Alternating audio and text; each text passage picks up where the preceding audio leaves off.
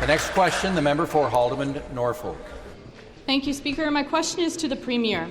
For those who have been in an automobile accident or know somebody who has been, they are well aware of the added stress dealing with an insurance company can cause. In 2020, this government undertook a consultation on eliminating the use of civil juries in Ontario because many felt civil jury trials were creating inconsistencies, delays, and unfairness to those involved in motor vehicle accidents, as well as to the average taxpayer. In over 95% of car accident cases, it's the insurance company for the at-fault driver requesting a jury. Speaker, this system does not allow victims timely access to justice, and the Attorney General's office appears to understand this and went so far as to draft legislation in 2022 that hasn't made it to the floor of this House.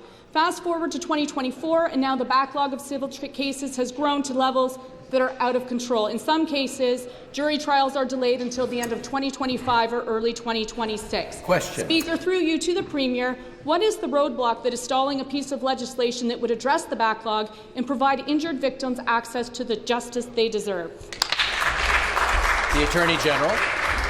Thank you, Mr. Speaker. As the member opposite knows, and I thank her for the question, that we have been working very hard, even pre-pandemic, through the pandemic, and now post-pandemic, to make sure that the system is operating as well as it possibly can, Mr. Speaker. I'm very proud of the modernization that we've done. We're bringing in a backbone system in cooperation with the Chief Justices at all three levels, the Ontario Court, the Superior Court, and the Court of Appeal, Mr. Speaker.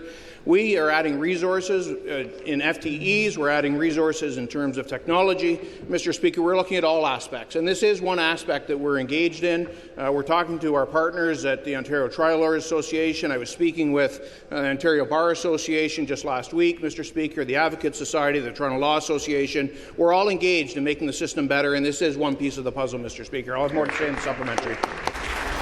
Supplementary question. Thank you, Speaker, and I thank the member opposite for the response.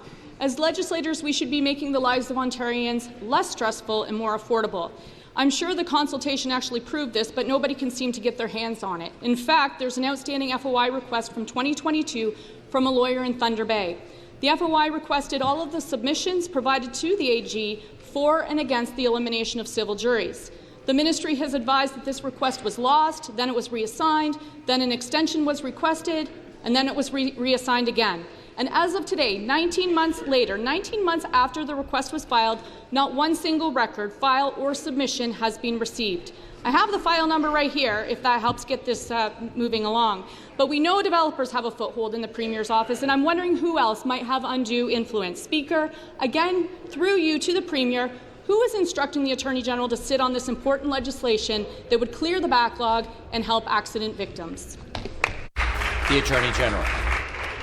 Thank you, Mr. Speaker. I mean, the member opposite is right in the first part of her question, which is that we're all engaged in making the system work better. And she started off talking about the victims in the system, and that is a very important part of what we're doing. And it's not just in the Attorney General's office. It's the Minister of Community Social Services, and it spans about 5 different ministries, Mr. Speaker. And so we are doing a number of things to support victims. It's a high priority for us, not just intimate partners, but whether it be car accidents, whether it be people that find themselves in unfortunate situations. And so I'd be happy to talk about more of those supports, Mr. Speaker, but I do reject the second half of her question that there's some malfeasance or some sort of tomfoolery happening, Mr. Speaker. It's simply not true. We're working hard, we're working together, and we are making the system better, Mr. Speaker. Thank you very much.